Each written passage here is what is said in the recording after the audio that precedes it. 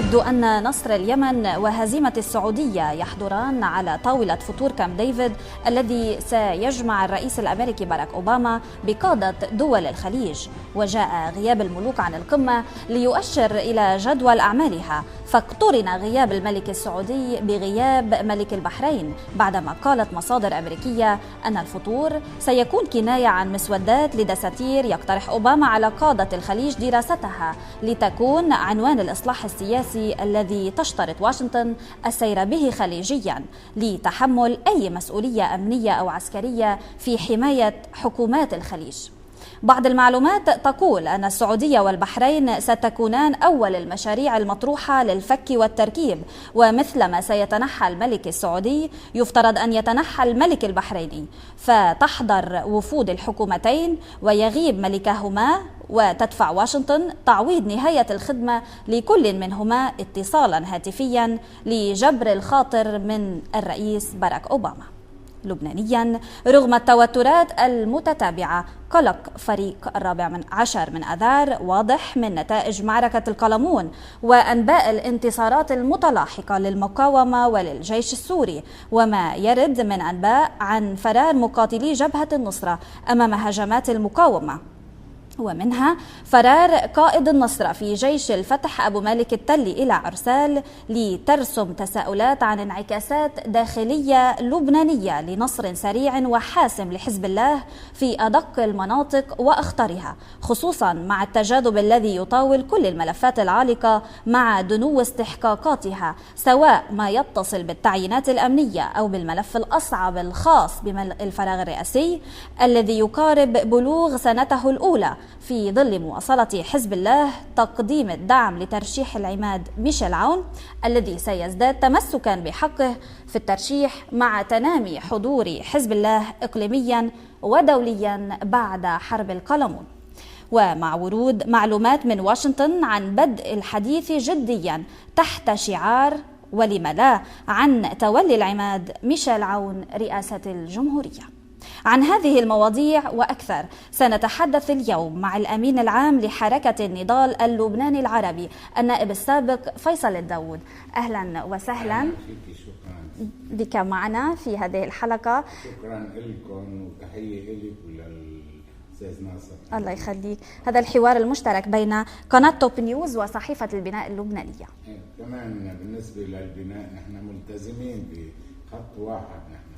نعم، أهلا وسهلا بحضرتك. تحية كمان لحق الرئيس، الحقيقة أسعد حدين هو خيرنا وصديقنا وحبيبنا. نعم، أهلا وسهلا بحضرتك. طبعا بدون أي شك رح نبدأ بما يجري على الحدود وفي القلمون، وهؤلاء يعني المقاومين الذين يخوضون هذه المعارك مع الجيش السوري بمواجهة الإرهاب. بدي أسألك أول شيء، كيف بتقرأ هذه المعارك؟ أولاً المعارك اللي عم تحدث في القلمون هي معركة استباقية لمصلحة لبنان بالأساس، اللي عم يدعوا إنهم ضد تدخل حزب الله بسوريا. هن دخلوا لتخريب سوريا، حزب الله دخل لمنع الإرهابيين من تخريب سوريا ولبنان. نعم. لذلك نحن بنعتبر معركة القلمون هي مفصلية أساسية بالمعادلة بلبنان وبسوريا، لأنه معركة القلمون هي موقع استراتيجي مهم يحمي الشام ويحمي دمشق تحديدا من المخاطر مستقبليا، لأنه معركة كمان لغوطة دمشق تمتد إلى غوطة دمشق، ممكن تطول شوي بس ولكن معركة حاسمة هاي بتغير معطيات الحقيقة بلبنان وبتغير معطيات بسوريا. لذلك نحن نقول إنه ما قبل القلمون شيء وما بعد القلمون شيء آخر. نعم، طبعا هذا سياسيا. المعركة الكبرى، لا، المعركة هي سياسية عسكرية. المعركة الكبرى برأيك بدأت ولا هيدي معارك متجزئة؟ لا، هلا على مراحل. يعني المعركة الكبرى بعد ما بدأتش المعركة الكبرى لحد هلا، بس هاي المرحلة الأساسية اللي تمهيد للمعركة الكبرى. وعظمة المقاومة ومساندة الجيش السوري للمقاومة هي خلتهم الحقيقة يتفككوا من الداخل، وصار في صراع داخلي عندهم، دليل فشلهم، دليل الخسائر اللي تكبدوا فيها بمعركة القلمون بداية عظيمة وانتصارات كبيرة. هاي بتمهد للانتصار الشامل بعد فترة إن شاء الله ما تكونش كبير. نعم سعادة النائب، طبعا الأزمة في سوريا طالت ويعني دخلت العام الخامس. إذا كانت معركة القلمون مصيرية إلى هذه الدرجة، هل هذا يعني أن الرهان على إسقاط سوريا أو هذا النظام الموجود حاليا ما زال موجودا حتى آخر نفس؟ يعني هل ما زال الرهان على القلمون لإسقاط هذا النظام، أم أن القلمون بحد ذاتها من أجل المفاوضات يعني لا أكثر؟ رهان على إسقاط النظام. لأنه لما بتنتهي موضوع القلمون وبينتهي الموضوع جنوب سوريا بعدين بتكون انحضنت دمشق وما عادش في شيء بدمشق والمناطق ريف دمشق ودمشق. لذلك المعركة بعد قائمة رغم 4 سنين صار لها، وصمود الجيش السوري وعظمة الجيش السوري في صموده بقيادة الحقيقة الدكتور بشار الأسد الصديق الحبيب نوجه له تحية. لو ما إرادته فولاذية وصلبة وإرادة الجيش السوري والدولة السورية بشكل عام، كانت الحقيقة كان في خطر على سوريا، لأنه في تسونامي دولية على سوريا. ما دام هذا الخطر قائم رغم أنه خف عن الماضي، لما بعد نص حزيران لتشوف التسوية كيف بدها تصير. يعني ما قبل حزيران في ضغط عسكري وسياسي لكل فريق بده يقوي ورقه. نحن بدنا نقوي ورقنا كمقاومة، كموقف قومي بالنسبة لسوريا، وكخط ممانعة بالنسبة لإيران، والفلك الممانع كمان الروسي له دور أساسي. لذلك بهذه المرحلة بالذات تعتبري مرحلة كتير دقيقة وخطرة بالنسبة للضغط الدولي على سوريا، لأنه معركة مصيرية بهذه الظروف ريثما تتم التسوية بحزيران. هذه التسوية بحزيران بدك تشوفي مين الخاسر ومين الرابح. نحن متأكدين أنه خط الممانعة والمقاومة ابتداء من إيران إلى العراق إلى سوريا إلى لبنان هو راح ينجح، وبوادر مبينة. وما جرى باليمن تأكيد على فشل الفريق الآخر. طبعا أنت تقصد في شهر حزيران الاتفاق النووي مع الغرب. ما في شك. طيب بنص حزيران بس يتوقع الاتفاق النووي الإيراني الأمريكاني ستتغير معطيات كبيرة بشكل أوسع.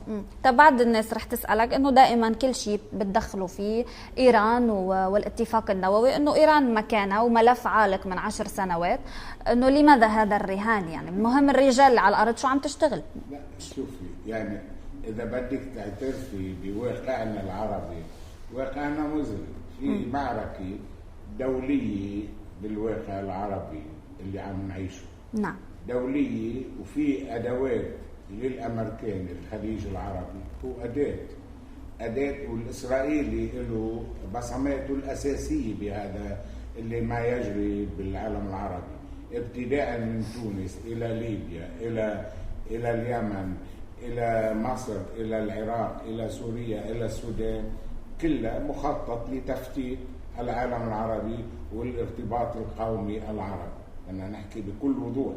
من هون هذا المخطط لمصلحة العدو الإسرائيلي بتفتيت المشرق العربي إلى دويلات طائفية، وهذه الدويلات تخدم المصلحة الإسرائيلية. من هون يعني سوريا والرئيس الأسد عم يخوض معركة وحدة سوريا، لمن عم يخوض معارك من الشمال للجنوب للشرق لعنا لهون. كيف هاي معركة؟ شو معركة متكاملة. والجيش السوري يعني الحقيقة أنهك بهذه الحرب وبعده مستمر، وعظمته مستمر، وعظمته بقدم التضحيات الكبيرة.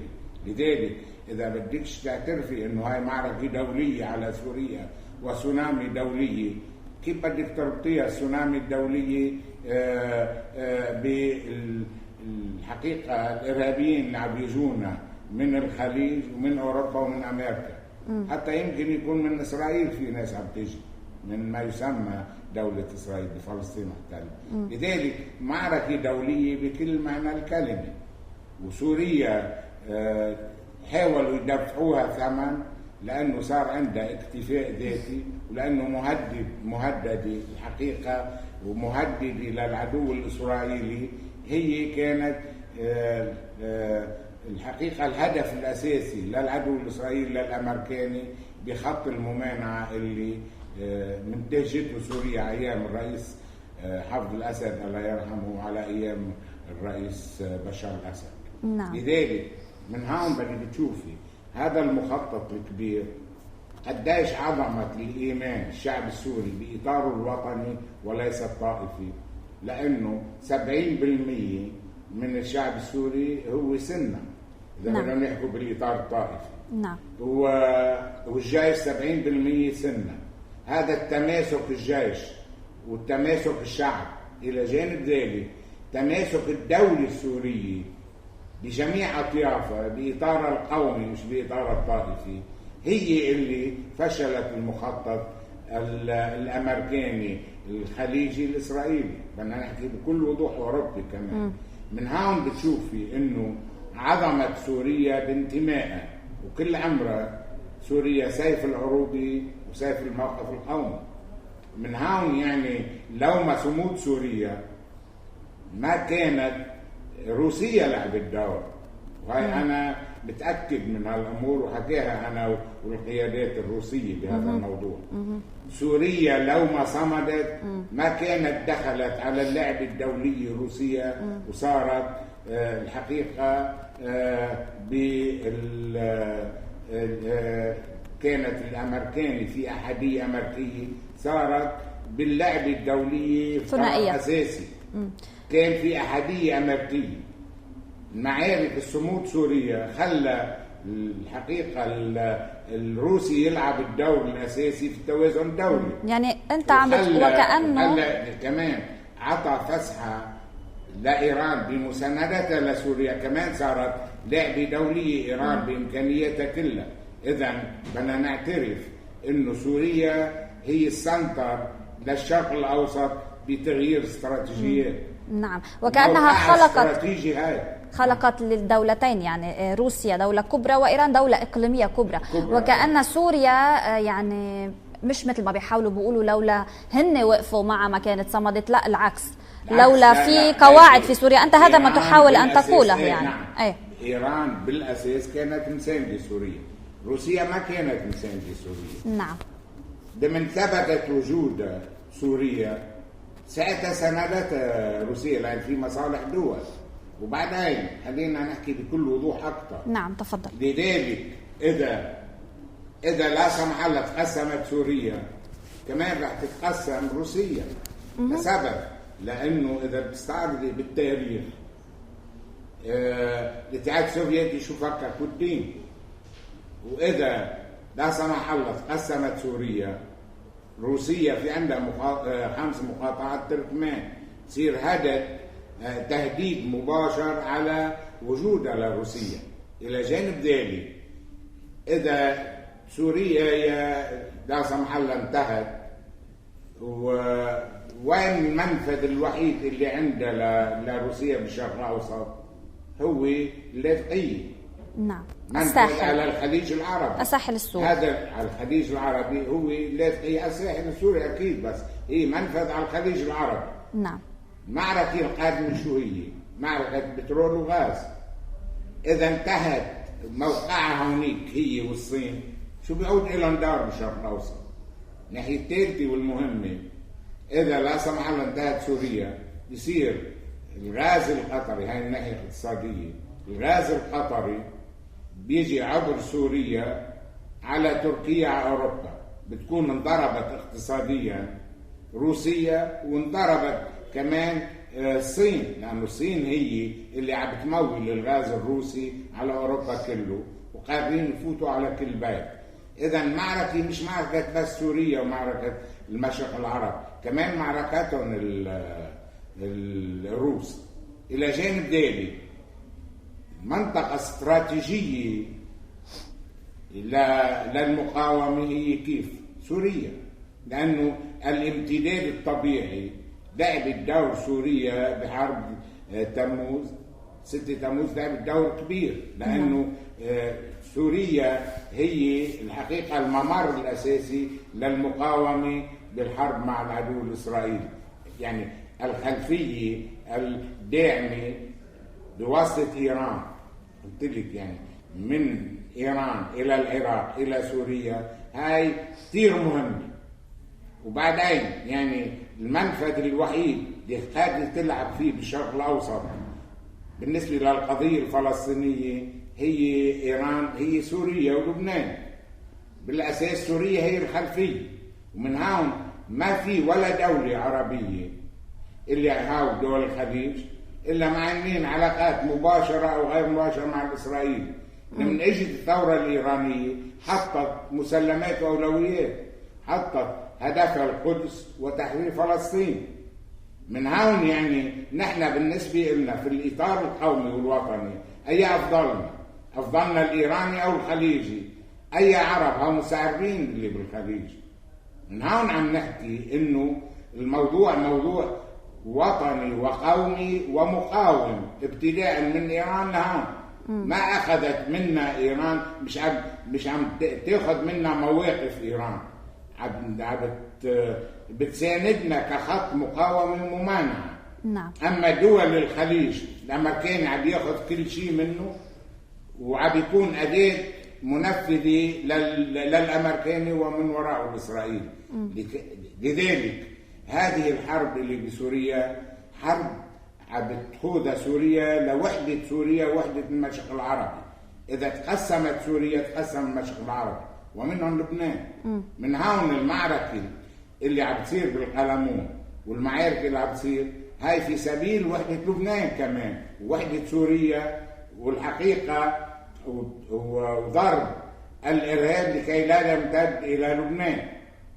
وتشكر المقاومة إنها عم تعمل المعركة بأرض مش أرض لبنانية مشان الحساسيات وغيره، عملتها بأرض سورية مش بأرض لبنانية. اللي قدموا هذه التضحيات نحن بنوجه لهم كل تحية، ونعتبرهم إنه شهداء كل لبناني شريف. من هون يعني هاي العملية اللي عم تقوم فيها المقاومة والجيش العربي السوري في القلمون هي لمصلحة سوريا ولمصلحة لبنان. نعم. أنا بدي ضل شوي بالجزء المختص بالقلمون قبل ما ننتقل. يعني أخذنا الحديث عن سوريا وإيران، بس بدي أسألك بالنسبة لحزب الله. واضح أنه التقدم اللي صار بالأيام السابقة سريع ومباغت. برأيك هذه العملية يعني تم التحضير لها بطريقة أنه يعني صحيح أنه جبهة النصرة يقال هي اللي هجمت، ولكن المفاجأة يلي طلعت وكأنها تترجم كلام السيد نصر الله أنه المعارك ستتحدث، نحن ما رح نقول شيء. بس اليوم يعني الملفت تقارير يعني صحفية قالت أنه حزب الله استخدم طائرات استطلاع يعني وقصف على هذه المواقع. يعني لهذه الدرجة هذه المعركة مصيرية كما تفضلت حضرتك. طيب هذا الأمر ألا يشكل خطر حقيقي على لبنان؟ يعني طائرات الاستطلاع عندما تجول في الأفق وهي يعني في بعض الحدود قريبة من الكيان الإسرائيلي، إذا ما بدنا نقول إسرائيل، هذه تشكل يعني سابقة حتى أنه استعمال يعني طائرات الاستطلاع بشكل يعني جديد على حزب الله. شوفي اللي بدك تحكيه بكل واقعية، هل التكفيريين يخدموا القضايا العربية أو يخدموا العدو الإسرائيلي؟ ليش قصف العدو الإسرائيلي بالقلمون؟ ليش اللي عم بيصير بالنسبة نحن بالمناطقنا بوادي التين مقلب الآخر من عند عرنا والمناطق هاي كلها وحضر العدو الإسرائيلي عم بيحكم التكفيرين أو لا؟ عم يتنقلوا بحرية. كيف بدي أسألك عن هذا الأمر كمان عم يتنقلوا بحرية أو لا. إذا المعركة إذا كانت بالقلمون أو بجنوب سوريا معركة أولا وأخيرا ضد العدو الإسرائيلي، وحقه حزب الله أن يستخدم كل إمكانياته بهذا الموضوع. وأنا على علم أنه رح تتفاجئوا أكثر بأسلحة كمان متطورة أكثر في هذه المعارك، كان بالقلمون أو بجنوب سوريا، لأنه هاي معركة مصيرية ضد العدو الإسرائيلي وضد المؤامرة الأمريكية الإسرائيلية، إذا كان بالقلمون أو بجنوب سوريا. من هون اللي عم بقول لك اياه حقه الطبيعي انه يستخدم التكنولوجيا الحديثه معه. وبعدين حزب الله ب 2006 غير تاريخ الصراع العربي الاسرائيلي، صار يفتخر الانسان العربي انه قاوم العدو الاسرائيلي وركعه. كل الدول العربيه اجتمعت ما قدرت تحقق انتصار على الاسرائيلي، حزب الله قد حقق انتصار على الاسرائيلي. بدنا نكون واقعيين، ما نكون بالاطار اللي الكيديه والحقد والمذهبيه اللي عم يصنعوها. هي لا حزب الله مذهبي ولا الاطراف اللبنانيه اللي انتمائهم قومي، كان بالسنه او بالدروز او بالمسيحيه او بغيره، انتمائهم قومي. وحزب الله هو حزب اسلامي ما في شك، بس مارس شيء اسلامي استفزازي للطوائف الاخرى، بالعكس منفتح على الكل. نعم. نحن هذا الاسلام المتطور نحن معه، نلتقي نحن كقوميين عرب ونؤمن بالاطار القومي، نحن نلتقي معه. هذا الاسلام المتطور ومنفتح، ما هذا بصب اخر شيء بالمساحه العليا للقضايا العربيه والوطنيه والقوميه. من هون نحن عم نقول انه يعني في تباين بالاراء، بس في سقفيه، في تباين بالفكر. هي الحقيقه انه بدك تعتبري انه التنوع غنى، بس في سقفيه عليا، هي المساحه العليا للاطار الوطني والقومي. حزب الله ضحى وايران ضحت في سبيل القضايا القوميه العربيه، وتتبع الدول العربية أو 90% من الدول العربية متخاذلة بهذا الموضوع ضد العدو الإسرائيلي. نعم. يمكن لأنه يعني الطرف الآخر المقابل يعني بخطكم السياسي بيقول أنه لا، يتذرعون بوجود إسرائيل من أجل الدفاع عن هذا النظام. عم بحكي عن حزب الله يعني اللي هو حليف لسوريا والجيش السوري على المعارك، أنه لا، يتذرعون بكلمة أنه إسرائيل تشكل خطر، وبأنه إسرائيل معركتها هي مع الإرهاب، يعني هي الراعي للإرهاب بس مشان يدعموا هذا النظام، أنه هذه حجة ما بقى أنه تمرق على الطرف الآخر. هذا أنا كنت عم بسألك لأجل هذا الرد. يعني شوفي الحجة هاي واهية، لأنه العمق الاستراتيجي بالنسبة لنا للعالم العربي عمق استراتيجي سوريا ومصر والأردن متخاذلة. نعم. إذا فقدت سوريا بالمعادلة الحرب مع العدو الإسرائيلي فقدت كل وراقك بالقتال ضد العدو الإسرائيلي أو لا. لذلك سوريا هي المعيار الأساسي بمقاومة العدو الإسرائيلي. من هون يعني حزب الله بيعتبر أنه عمق استراتيجي اللي هي سوريا، إذا انتهت سوريا انتهت المقاومة، لأنه هذا العمق استراتيجي ثبت بحرب تموز. شو كان في تكامل بين السوريين وحزب الله حتى بغزة. لو ما تكامل الموقف الإيراني والسوري وحزب الله كانت حققت الانتصارات بغزة؟ لا. إذن هذا خط ممانعة، هذا خط ممانعة بالإطار الوطني والقومي ضد العدو الإسرائيلي. نعم. هني لو بحاربوا العدو الإسرائيلي كنا بنقول هلا الطيران اللي طلع على اليمن لو طالع على فلسطين محتل شو صار؟ للأسف، بكل أسف. لذلك هني قاتلوا ويقاوموا العدو الإسرائيلي ونحن معهم. المعيار الأساسي للعالم العربي ولتاريخ العرب هو فلسطين، وهي جامع القضايا القومية والوطنية فلسطين. هل ساعدوا الفلسطينيين بمقاومة الاحتلال الإسرائيلي؟ لا، بالعكس. هلا في تبادل زيارات وبيعملوا زيارات على فلسطين محتلة، نزهات وغيره سفراء وسفارات يعني وسفارات وفي تواصل يعني. حتى يعني الويك اند تبعهم هن بيقضوه بتل ابيب وغيره. ثبت يعني اخر طياره بتكشف اللي حطت في مطار لب قال صيعت. كيف بدها تصيع؟ طيب لما صيعت او نزلت اضطراريا، ليش ما نزلتش بالاردن؟ ما الاردن هن حليف. او ليش ما نزلتش بلبنان؟ ليه برايك؟ طالما عم نحكي بالاطار يعني الاستفهام على العلاقات الوثيقه بين العدو الاسرائيلي وبين دول الخليج. هاي باي وقت يعني. شوف التوقيت اللي نزلوا فيه، بوقت عم يقصف اليمن. صح. بوقت اذا بتتذكري كانت معركه الشغور. طيب هاي صدفه؟ ما في صدف بالحقيقه بالسياسي، وما في الا بدك تفكري بالخلفيه لشو. هاي رسائل الاسرائيلي، العدو الاسرائيلي بده يفضحهم فيها. ليش هو ثار العدو الاسرائيلي؟ كان في يكتم عليها اعلاميا. ليش حكيها؟ مشان هيك خلهم يوعوا ويدركوا انه ولا ممكن العدو الاسرائيلي بيأمن لهم. اخر شيء بده يتآمر عليهم هو والامريكان يعني. نعم. حتى نسكر ملف القلمون، بدي أسألك عن العسكريين اللبنانيين. لست تتخوف من أن يؤثر هذا الملف أو هذه المعارك هناك على مصيرهم ومصير حياتهم؟ نتأمل أنه ما يأثر على مصيرهم، وتحية لأهاليهم. والحقيقة في كتار عندنا من المنطقة معهم، بس ولكن هذه المعركة في الإطار الوطني والقومي وهذا التوقيت لابد منها، لأنه صار في تهديد للبنان. اللي بتأمل إنه مثل ما بيقول اللواء عباس إبراهيم إنه عم بيقول إنه في ضمانات أساسية بهالأمور، إن شاء الله تكون ضمانات أساسية. وما بعتقد إنه في خطر عليهم لسبب.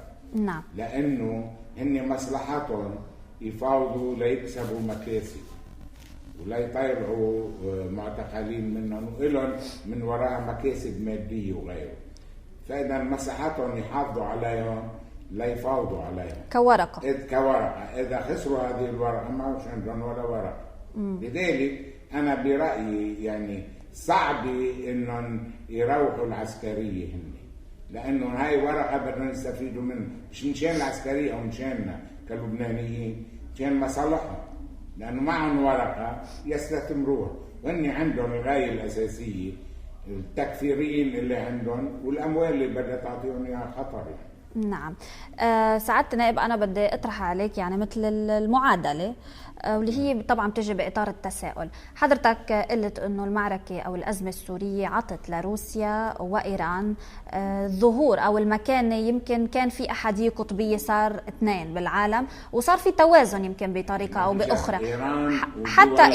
حتى إيران حجزت مكانة لها مختلفة، وصلت لأنه بدها توقع الاتفاق النووي لأنه النفوذ تبعها صار أوضح. السؤال هلأ بهذا الوقت نرى أنه الأتراك بعلاقات جيدة مع الإيرانيين، يزورون طهران، يوقعون عقود اقتصادية مع إيران، وبعد كم يوم بجسر الشغور إدلب، ورسائل تركية يعني ساخنة لأقصى حد. نفس الأمر روسيا يلي هي بعلاقات جيدة مع تركيا، قدمت لها إغراءات بالنسبة للغاز، ونفس الأمر تركيا لا تساعد ولا تمد هذه اليد. السر في تركيا يعني ما هي هذه المكانة التي يحاول حلفاء سوريا يعني معلش يمكن الاحتفاظ فيها؟ ليش تركيا عم بتبادل بهذه الطريقة والكل يعرف أنه جبهة النصرة وداعش بإيدهم؟ بعد 15 حزيران، بعد توقيع الاتفاق الإيراني الأمريكي، بدك تشوفي تركيا وين بدها تصير. لذلك الأمريكاني هو اللي بيأمروا للترك بهذه المرحلة، لأنه الأمريكاني لما بيفاوض ما بيفاوضش إلا على الدم وعلى مصالحه. حاولوا يستعيدوا ما خسروه باليمن حاولوا يلهوا الناس بسوريا بإدلب وجسر الشغور، ما أتى حساب الحق على حساب البيضاء. من هون حرب ما خسرناها بجسر الشغور ولا بإدلب، حرب كروفات. لذلك من هون بدك تنظري كيف تغيرت المعطيات. لما راح وزير الخارجية السوري وزير الدفاع السوري على إيران، صار في مساندة كاملة لسوريا، حتى مساندة اقتصادية بالنسبة للعملة السورية نزلت. نعم. ولما انعملت الحقيقة زيارة رئيس الأركان الجيش العربي السوري على روسيا، تغيرت المعطيات. وشو عملوا الروس؟ عملوا خط بحري بين روسيا وبين سوريا، ما انعمل بتاريخ الشرق الأوسط إلا بال85 بين الأمريكاني والإسرائيلي. خط الحقيقة هو خط جوي. لذلك ما فيك تشكي بالموضوع الروسي والموضوع الإيراني بمساندة لسوريا، بس في وراق تنلعب. وآخر شيء بعتقد أنا هالوراق اللي انلعبت مع التركي من الإيراني والروسي بدها تستثمر بعد الاتفاق الإيراني الأمريكاني. وبدك تشوفي الأتراك نفسهم بدهم يقوموا بتصفية التكفيريين بإدلب وبالمناطق.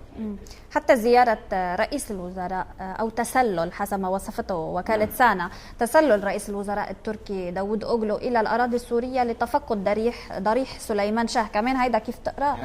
هاي أول شيء بالون ما له أي قيمة، بالون انتخابي قبل الانتخابات التركية ليعمل حالة استنهاض لهم بعد ما صار أردوغان وحزبهم في وضع سيء يختلف عن السابق. هاي معركة انتخابية ملاش قيمة، واعترضت سوريا على هذا الموضوع. بس بعتقد هذا يعني من نوع بالون بس للإطار الشعبي اللي بالنسبة لحزب أردوغان ولأردوغان بالنسبة للانتخابات القادمة. اليوم هذه العقود ألن تؤثر إيجابا على حزب العدالة والتنمية؟ يعني عقود الاقتصادية اللي رح توقعها إيران مع أنقرة مع هذا النظام، يعني مع نظام حزب العدالة والتنمية، أليس يعني ستؤثر إيجابا على أردوغان يمكن يرجع مرة ثانية بسبب الاقتصاد؟ هذه العقود شو عرفك هذه العقود لن توقع إلا بعد حزيران؟ الانتخابات بآخر الشهر هذا، ما عادش في مجال إلا العقود. هي مستقبلية بين الدول، في مصالح دول، بس أنت تتنفذ بدك تشوف التوقيت التنفيذ كان الروسي أو الإيراني. هذا التوقيت ما قبل حزيران أو بعده؟ أكيد بعد حزيران، لأنه الاتفاقات تأخذ أقل شيء 4-5 أشهر، عرفت كيف؟ 6 أشهر أوقات. لذلك بدك تشوف التوقيت أيمتى. هذا التوقيت يسرق قبل الانتخابات ما بعتقد، انتهت. بعد الانتخابات لأنه الدول بتتعاطى مع بعضها كدول، ما بتتعاطى كحزب بالنسبة لحزب أردوغان أو غيره، بتتعاطى مع استمرارية الدولة. عرفتي كيف؟ نعم. هل تتخوف يعني بعد توقيع الاتفاق النووي من الكونغرس الأمريكي أن يتحرك ويعارض، أو أنه لا قيمة لأي معارضة يعني سيقوم فيها؟ برأيي أمريكا مؤسسات. نعم. وهذه المؤسسات تختلف بالتعاطي، بس آخر شيء بتلتقي بموضوع معين. والموضوع القمة اللي هلق بكامب ديفيد بدك تشوفي هذه القمة لترويض الدول الخليج بالنسبة لموضوع الإيراني أو لا، بدك تشوفي كيف. وهذا لمن أوباما عم بيعمل هيك ترويض لدول الخليج، دليل إنه في اتفاق ضمني لمصلحة الدولة الأمريكية بهذا الاتفاق. لو ما في مصلحة للدولة الأمريكية ومصلحة للدولة الإيرانية ما نعمل الاتفاق. ولو ما الدولة الأمريكية درست الأمور وأخذت قرار متكامل ما بعتقد يعني العرقلة بتكون إعلامية ومواقف سياسية انتخابية بين ديمقراطيين وجمهوريين، بس في المصلحة العليا للدولة يشتغلوها هني لمصالحهم. يعني حتى لو تغير حتى لو تغير أوباما وإجا من الحزب الجمهوري ما بيتغير الاتفاقات السابقة، لأنه هاي مؤسسات، دولة مؤسسات.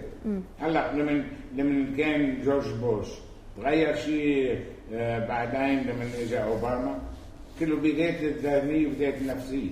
بعدين يعني يمكن اوباما كان اذكى بالامور اللي فتفت العالم العربي، عم نحكي واقع. نعم. يعني كان ارذل من جورج بوش، بس ولكن مرخ الخازوق للعرب على مهل. فهمتي علي؟ هاي استراتيجية جورج بوش هي استراتيجية اوباما. من هون بدك تشوفي يعني لو في ما إلى مصلحة الأمريكان بالاتفاق النووي ما عملتوش. فأنا نحكي بكل صراحة بالشرق الأوسط شو هي المصلحة؟ بالشرق الأوسط مين القوة الأقوى اللي بيتعاطى معها؟ الأمريكاني ما بيتعاطى إلا مع الأقوى، مش مع الأضعف. دول الخليج وين صارت؟ شو خلون أوباما لدول الخليج؟ عليكم بالداخل وخاصة السعودية، انتم خطركم من الداخل. هل هني بالمعادلة الدولية بالشرق الأوسط فاردين وجودهم؟ إيران صارت دولة عظمى بالشرق الأوسط فاردين وجودها. مع مين بده يتعاطى الأمريكان؟ مع الأقوى أو الأضعف؟ الأضعف بيجيب له الويلات. لذلك المساحة الأمريكية المستقبلية صارت مع الإيراني مش مع السعودي والخليج. عرفتي كيف؟ من هون بدك تشوفي شو المعطيات اللي صارت. وبعدين ما تنسى إذا انعمل الاتفاق الإيراني الأمريكاني بده يصير الوضع الاقتصادي الإيراني يستقطب الاستثمار الأوروبي والأمريكي، بدهم يتقاتلوا الكل عليه. عرفتي كيف؟ من هون يعني في مصالح الأمريكانية، مصالح اقتصادية، الشركات الأمريكية ومصالح الرأس مال الأمريكي. مصلحته مع إيران مش مصلحته مع استنفذ الخليج. اللي صار بالخليج استنفذ.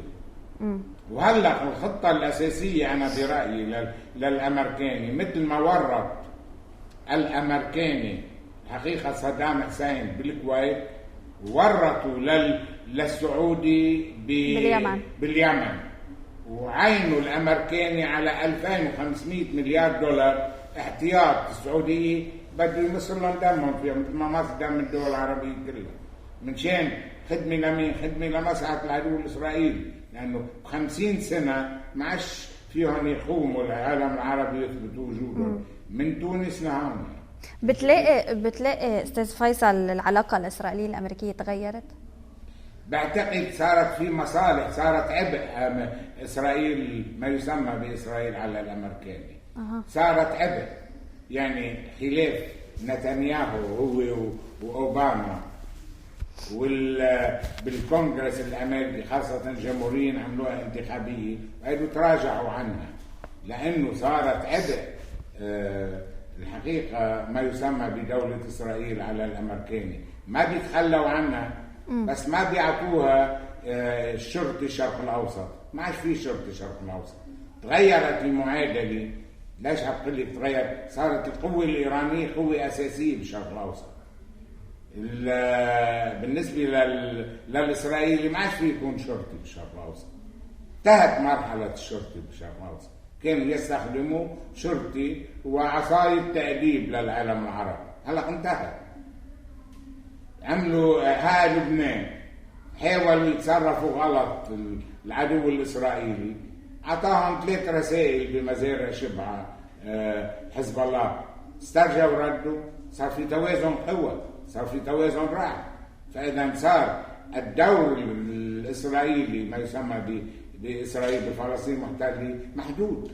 من هون ما عادش إلها دور أساسي بالشرق الأوسط لا يعطوها الإمكانيات الهائلة الامريكان مثل ما كانوا يعطوها لاسرائيل صارت عبء على. نعم، يمكن من باب التساؤلات او يمكن بحق لنا كمطلعين انه نشوف الامر بناحيه عكسيه ونسال عن هذا الاطار. هذا الاتفاق النووي مثل ما قلت رح يفتح ساحه اقتصاديه، ويعني حيكون في اطماع بايران انه سوق جديد بطبيعه الحال من الاوروبيين والامريكيين. طيب هذا لوحده الا يشكل خطر على النظام الايراني؟ لانه رح يدخل ناس يمكن يكونوا رجال اعمال يهود، يمكن يكون استخبارات يهودية وإسرائيلية، ما بدي أقول يهودية مش هذا القصد، صهيونية، تدخل الأرض الإيرانية بكل سلاسة وبكل سهولة، لأنه أكيد الولايات المتحدة قد ما كانت ما راح تكون عم تشتغل لمصلحة إيران. هون السؤال، ما في مخاوف بهذا الإطار أنه حتنفتح إيران؟ الدولة الإيرانية بالنسبة لهم حضارة 4000 سنة، مع احترامي للأمريكان أنت حضارتهم حديثة. هذه الحضارة العظيمة اللي جابه بالمفاوضات وجابه بالموقف الحقيقة التوازن العسكري بالتطور التكنولوجي اللي تفوقوا فيه، قادرين يراقبوا كل شيء بيأثر على الشعب الإيراني وعلى خلق إيران. لأنه إيران من الأساس، والخميني الله يرحمه حط شعار أساسي هو القدس وتحرير القدس. عرفت كيف؟ من هون الصراع الإيراني مع الموضوع الصهيوني صراع دائم. كان على أيام الشاه كانت إيران هي تعتبر صديقة مش بس صديقة، وموقع أساسي مساند للعدو الإسرائيلي. هلا مين اللي حرك الوضع العربي ضد العدو الإسرائيلي؟ مين اللي الحقيقة أنشأ المقاومة ضد العدو الإسرائيلي بمساندة سوريا وغيره؟ بالنسبة للإيراني لحزب الله مين؟ هو الإيراني. نعم. مين اللي حصن فلسطين المحتلة وخاصة غزة ضد العدو الإسرائيلي ومقاومة العدو الإسرائيلي؟ رغم الحصار اللي انعمل على غزة، وصلوا الإيراني الأسلحة على غزة أو لا؟ وصل حزب الله ووصلوا السوريين. دليل شو؟ دليل إنه إذا مهما كان ذكي الأمريكاني مش راح يكون أذكى من الإيراني. عرفت كيف؟ من هاي في مساحة إيرانية، في المساحة القومية، وثبت الإيراني انتمائه لوطنه، وعنده عقيدة وعنده إيمان بهذه القضية. لمن اللي ما عنده إيمان سهل تخرقيه، بس اللي عنده إيمان بيكون محصن وعنده حضارة بيكون محصن. ما في خوف على هذا الموضوع. نحن الخوف علينا نحن العرب، لأنه ما في تحصين ذاتي عندنا. إمكانيات الإيراني ما بتطلع 5 أو 10% من إمكانيات العربية. الإيراني شوف تطوره وين صار، وصار نووي، وشوف نحن قديش متخلفين بعدنا بظل عقوبات كمان. بظل عقوبات وبظل حصار وبظل كل هالأمور، وشوفي نحن قديش متخلفين، وكانت كل الأمور متاحة لنا. من هون يعني رغم انه امكانياتنا البشريه هائله بالعالم العربي، وامكانياتنا الحقيقه العلميه هائله، هاي استثمرت؟ لا، استثمرت لمصالح الامراء بنزواتهم وبمصروفهم. هاي الامور اللي صارت. من هون يعني المقارنه بيننا وبين ايران مقارنه ما في توازن وما في مقارنه، لانه نحن حكامنا خلونا متخلفين، هن حكامهم طوروها لساروا من دول العظمى. نعم. بالأمس كان في لقاء بين سيرجي لافروف وجون كيري، وقبله كان في لقاء بين جون كيري والرئيس الروسي فلاديمير بوتين. وزير الخارجية لافروف قال أنه اللقاء كان رائع بين الرئيس بوتين وجون كيري، وهذا أول لقاء بعد الأزمة الأوكرانية. تحدثوا عن الملفات، يعني حل الملفات اليمنية والسورية والأوكرانية. برأيك هل بدأ فعلا التحضير لحل كل هذه الملفات، يعني كأنه بالتوازي مع التوقيع مع إيران؟ فتنا بالجديات، فينا نقول هذا الحديث؟ أكيد وفتنا بالجديات. وليش أقول لك الاتفاق الإيراني الأمريكي بده يفتح التسوية. هلأ الأمريكاني والروسي قاعدين على الطاولة وحاطين الخارطة لتقسيم المناطق، هاي إلك وهاي إلك. بس الأمريكاني ما بيشتغل، عنده أخلاقية الروسي، بس الأمريكاني ما عنده أخلاقية، ما بيشتغل إلا بالدم. من هون بدك تشوفي لحظة إيران في مرحلة كتير صعبة ودقيقة، وفي هدر دم كتير، في صراع كتير. هاد برأيي أنا سياسي. لأي جبهات؟ والله الجبهة السورية والجبهة العراقية، وبتخافي من لبنان إنه الخلايا النائمة تعمل شيء بالوضع اللبناني الداخلي للإرباك. بدك تشوفي لأنه هذه الخلايا النائمة، وإذا تسللوا من سوريا على لبنان بدك تشوفي شو بده يصير، لأنه المناطق الحدودية واسعة. يعني بلبنان ما في خوف علي بشكل عام، لأنه في قرار دولي حوله. كنت هذا بدي أسألك عنه الأمر. قرار يعني دولي، بس قرار دولي ما بيمنع الاغتيالات، ما بيمنع التفجيرات، ما بيمنع هاي كلها. عرفتي كيف؟ لأنه هاو ما عندهم ضوابط، وهاو هن بيحركوهم التكفيرين، وبس ينطلقوا التكفيرين بيصيروا عندهم حرية التحرك وين ما كان، وخاصة بعد هالضربات اللي عم ياكلوها.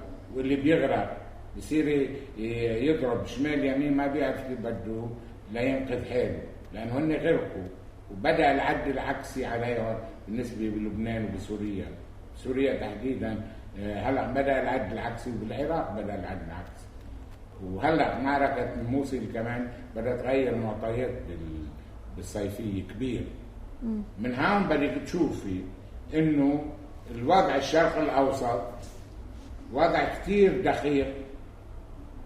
من هون بدك تقولي لنص حزيران أو آخر حزيران، لأنه دائما التسوية بتكون على ظهر الشعوب هاي، ونحن شعب عم ندفع ثمن، لأنه حكامنا دفعوا الثمن، دفعونا الثمن وتآمروا علينا. إلى جانب ذلك الحقيقة نحن كشعب عم نكون أدوات لتنفيذ المؤامرة بالإطار المذهبي والطائفي.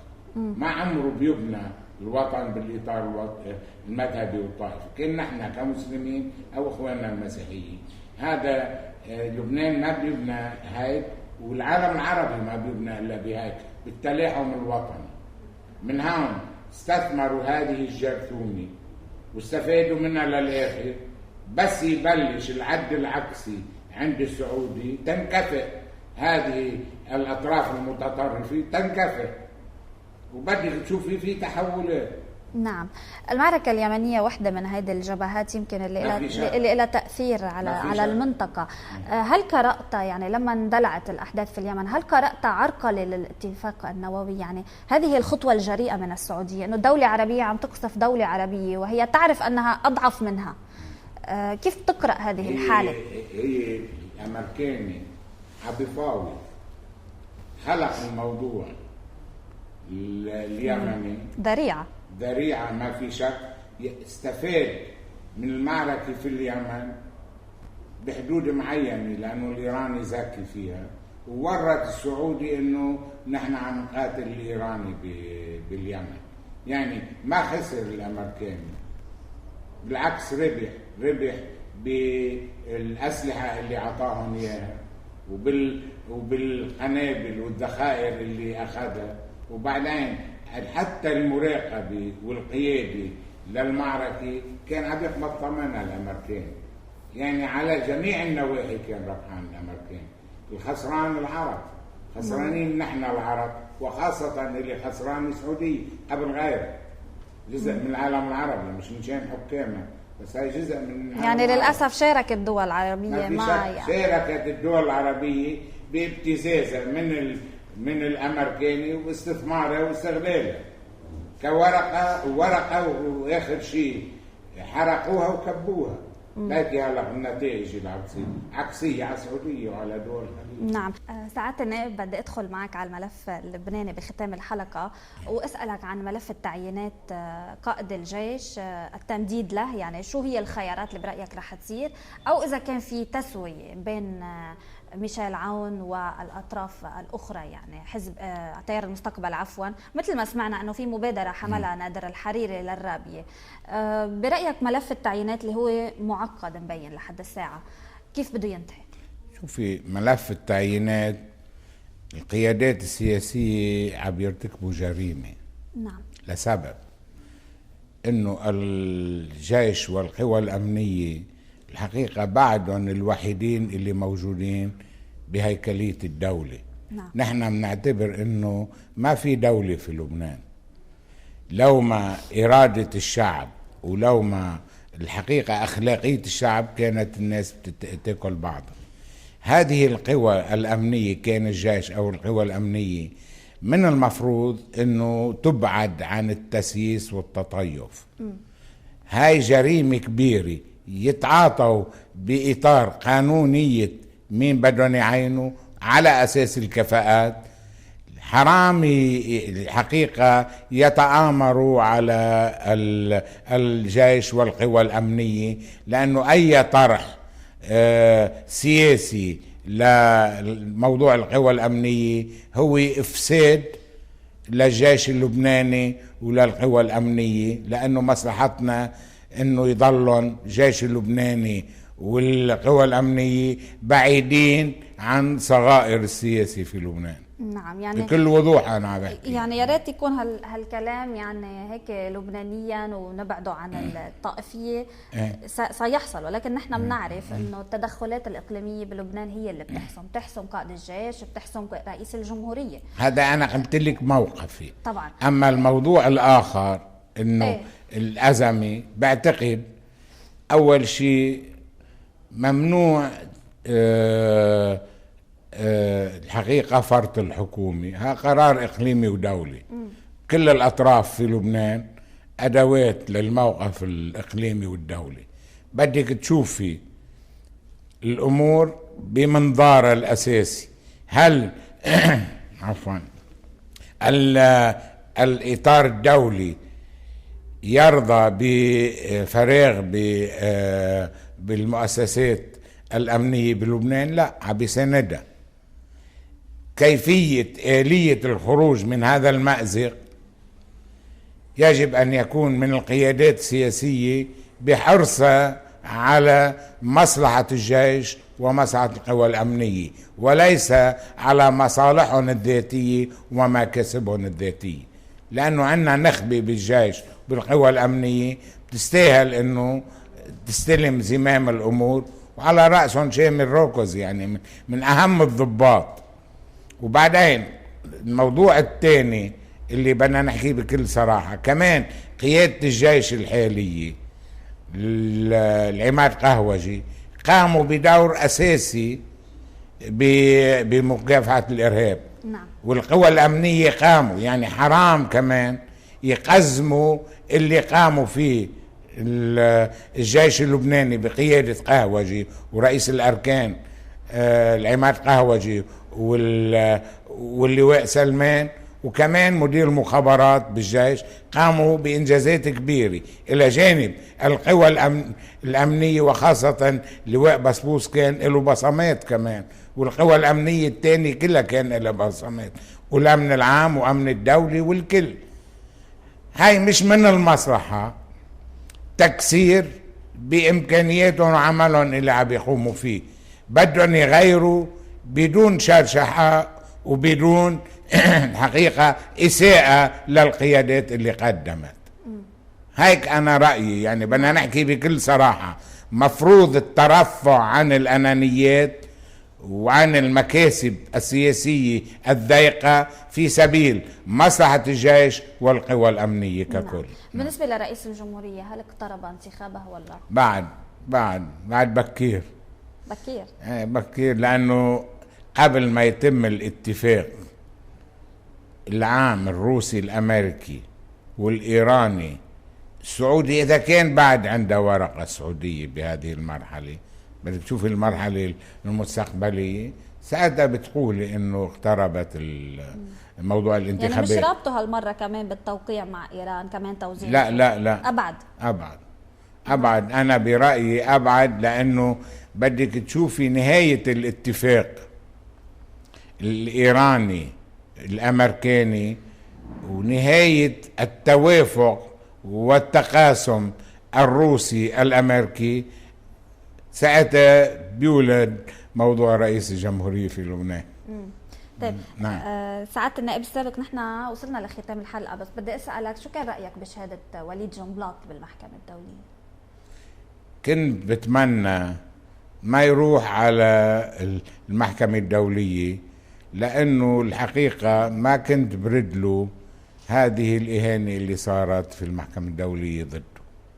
إهانة؟ إيه، ما في شك، لأنه كزعيم من زعماء الطائفة الدرزية ما بتمنى له إنه الحقيقة يكون هذه الإهانة بالمحكمة الدولية له. كنت أنا بفضل ما كان لازم يروح لهونيك. مين وجه له إهانة؟ ولا هو أهان نفسه؟ هو شوفي، أنا ما بدي أدخل بهالأمور. نعم. بعتبر إنه هاي إهانة ما كان لازم يروح فيها. لذلك الأمور اللي صارت بالمحكمة الدولية مش لموقعه ولا لزعامته لوليد بايك. نعم.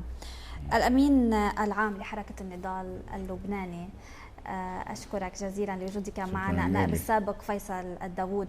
تسلمي، شكرا جزيلا. وفرصة سعيدة، وبشكرك لحضرتك، وبشكر طب نيوز، وبشكر الأستاذ ناصر قنديل، ونحن وبشكر كمان جريدة البناء، وتحية خاصة الحقيقة للصديق الحبيب هو الأستاذ أسعد حفدان. نعم، شكرا لحضرتك، وشكرا للمشاهدين الذين تابعونا. إلى اللقاء.